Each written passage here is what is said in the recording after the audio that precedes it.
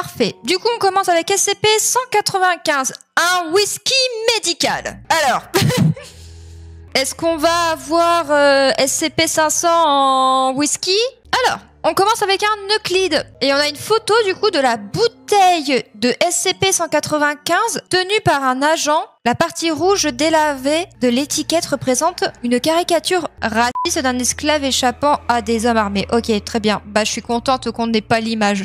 D'accord. Run, Devil, run. D'accord, donc cours, démon, cours. Très bien. Je suppose que ça va être compliqué. Ah oui, c'est vrai, je viens de voir l'image en dessous, je viens de m'en rappeler. Âme sensible à s'abstenir parce qu'il y a des images qui peuvent potentiellement choquer dans ce rapport. Donc vous êtes prévenus à l'avance, si jamais vous y avez du mal, je vous conseille de passer à un autre live. Ou alors de ne pas regarder les images parce qu'il y en a qui sont un peu choquantes. Alors, description. SCP-195 est un médicament au whisky vendu par 2 vendeurs ambulants durant la pré-guerre civile d'Afrique du Sud.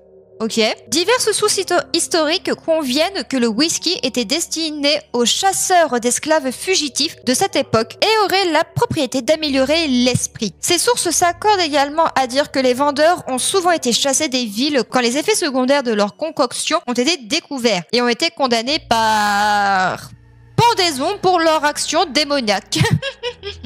À au moins 2 reprises, eh ben dis donc. Lorsque le sujet consomme une quantité quelconque du SCP, il va d'abord réagir d'une manière compatible avec la consommation d'une quantité égale d'un whisky Thor boyau ou d'un moonshine whisky distillé. Dans un court laps de temps, le délai varie selon le sujet. Le sujet commence à ressentir une capacité sensorielle accrue. Le goût, le toucher, l'odorat, etc. Ok. L'effet de ce whisky a été annoncé par ses vendeurs comme tel. D'accord, donc en fait, c'est un whisky. Quand tu le bois, ça décuple l'une de tes facultés sensorielles, du coup. Ok.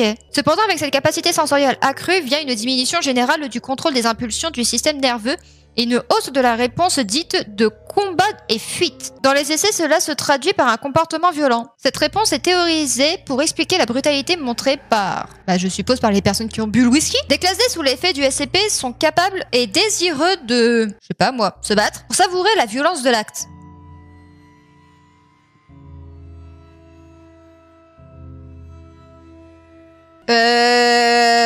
Ouais, au final, je veux même pas savoir en fait ce dont ils ont envie. Alors, un classe D, un assassin et un V-World, il est décédé, donc à mon avis, aujourd'hui il est décidé, a exprimé le désir de se déchirer la tête.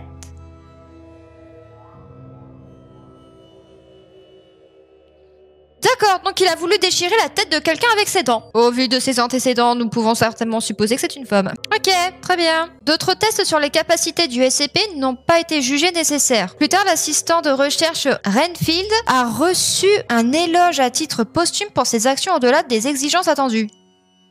Ah, il est mort. D'accord, très bien. Alors maintenant, je vais baisser pour pouvoir continuer à lire la description. Âme sensible à s'abstenir, l'image qu'il y a en dessous ne peut pas forcément convenir à tout public. Donc vous êtes prévenus. J'y vais. Voilà. Donc la photo, du coup, c'est un classe D, protocole 12, ok. Un mois après la consommation de la bouteille. Alors moi, je sais pas vous, mais j'ai vraiment eu l'impression... Quand la première fois que j'ai vu cette image, pour moi, c'était un enfant. Mais bon. Après la dissipation des effets du whisky, les sujets reviennent à eux. À l'exception de ceux qui... en ont peut-être trop bu, je sais pas. Cependant, pendant un mois, tous les sujets éprouveront un sentiment d'ennui généralisé, souvent associé à de la fatigue. Un IRM montre un développement d'ulcères au niveau de l'estomac et des poumons. Ceci continue de se propager indéfiniment jusqu'à la mort du sujet. De plus, la peau et la structure musculaire du sujet commencent à se dégrader partiellement lors de mouvements ou de périodes de stress. Cette dégradation se poursuit ainsi indéfiniment jusqu'à la mort du sujet. D'accord. Le SCP a été découvert par le fils d'un historien âgé de on ne sait pas où ça, on ne sait pas où, en Alabama. Ok. Vers la fin, on va dire, entre les années 2000 et aujourd'hui. L'arrestation et la condamnation d'un homme pour meurtre de on ne sait pas qui fit écho dans les nouvelles locales dans la région. La fondation s'intéressa au cas du coup du monsieur qui a commis le meurtre. Lorsque, étant admis dans un hôpital, la dégradation inhabituelle de sa peau et de ses organes ont été signalées par les informateurs de la fondation. Et lorsqu'ils ont appris qu'il avait aidé son père à cataloguer divers éléments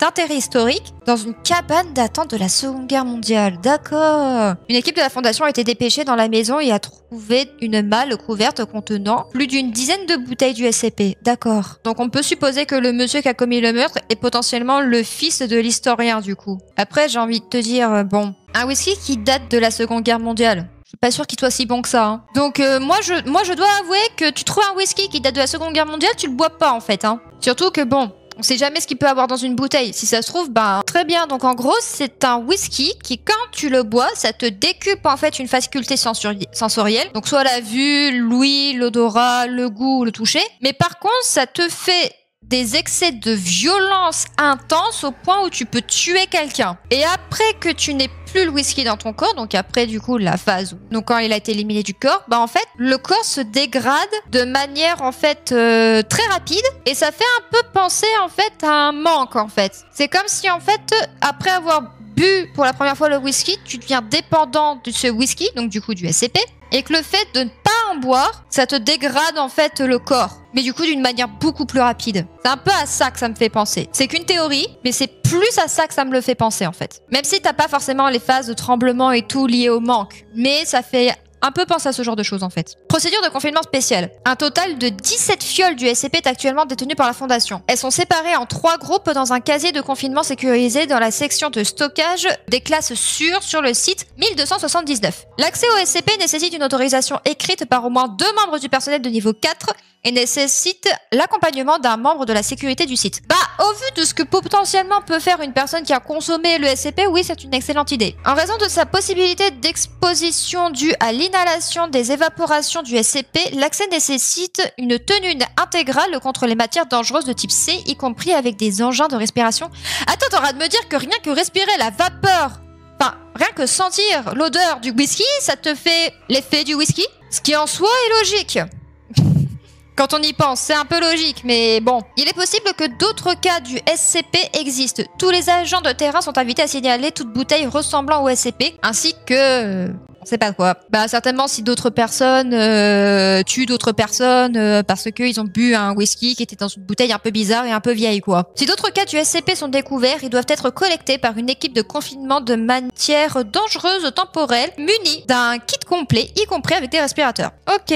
J'ai vu un addendum en dessous, ça va peut-être nous donner plus d'explications justement sur les fameuses vapeurs. C'est vrai vu que tu peux être bourré alors que tu sens de l'alcool. Ça c'est vrai. Bon après, il faut le faire. Être bourré juste en inhalant de l'alcool, faut le faire. Mais par contre, c'est vrai que techniquement parlant, même si t'es pas fumeur, rien que respirer la fumée toxique en fait des cigarettes, ça peut te donner un cancer du poumon. C'est con, mais il faut le savoir.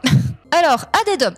La description des sources historiques sur les vendeurs affirme qu'un homme était blond et anormalement grand, tandis que l'autre avait les cheveux noirs et marchait de manière courbée. Les 2 hommes avaient d'étranges yeux brillants et portaient des... c'est pas quoi, qui est assorti, correspondant au visa encore en liberté. Oula, là pour deviner, je sais pas. Il est nécessaire de rappeler à tous les membres du personnel que la capture est une priorité de niveau 6. Donc en fait, t'es en train de me dire que les 2 hommes qui ont commencé à vendre le SCP sont potentiellement encore vivants et qu'on doit les capturer parce qu'ils sont encore dans la nature. Ouh!